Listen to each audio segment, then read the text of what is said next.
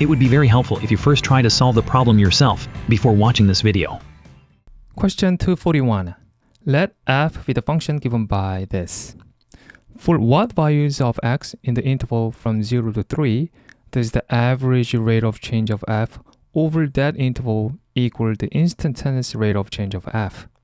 The average rate of change of f on this interval is equal to f of 3 minus f of 0 over 3 minus 0, right? y2 minus y1 over x2 minus x1. That's the average rate of change on the interval from 0 to 3. Let's find f of 3 first. So f of 3 is equal to 3 cubed minus 2 times 3 squared minus 5 times 3 plus 6. So that's 27. 2 times 9, 18. 5 times 3, 15 plus 6.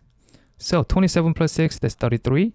18, 15, that's minus 33. So that is equal to 0, right?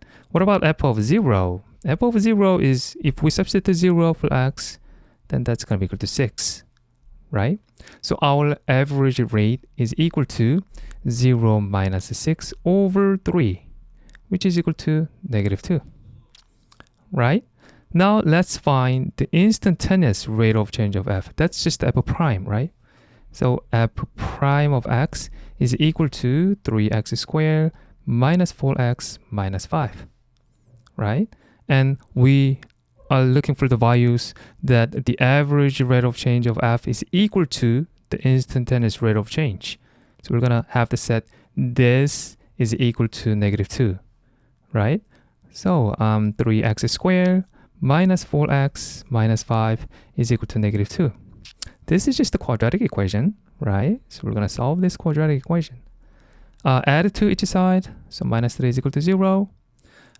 This quadratic equation is not factorable. So we're going to have to use quadratic formula, right? So quadratic formula.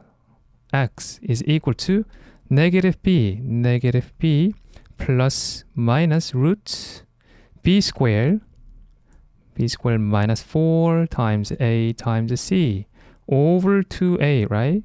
2 times 3. So that is equal to, let's say this is a positive 4 plus or minus. Let's simplify inside of the radical right here. 16 plus 4 times 9, 36. That's a 52, right?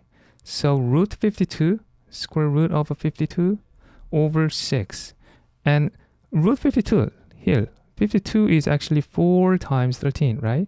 So this is 2 squared. So this is going to be 4 plus or minus 2 root 13 over 6. And 2 times 2, 2 times 1, 2 times 3.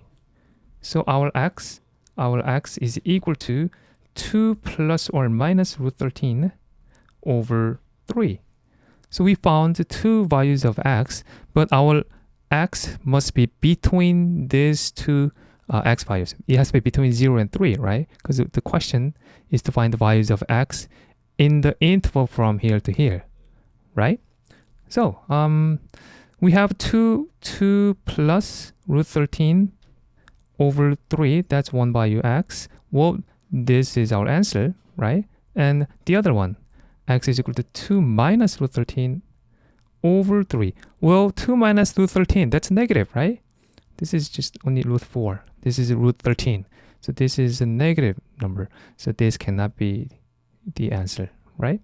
So the answer x has to be only this, 2 plus root 13 over 3.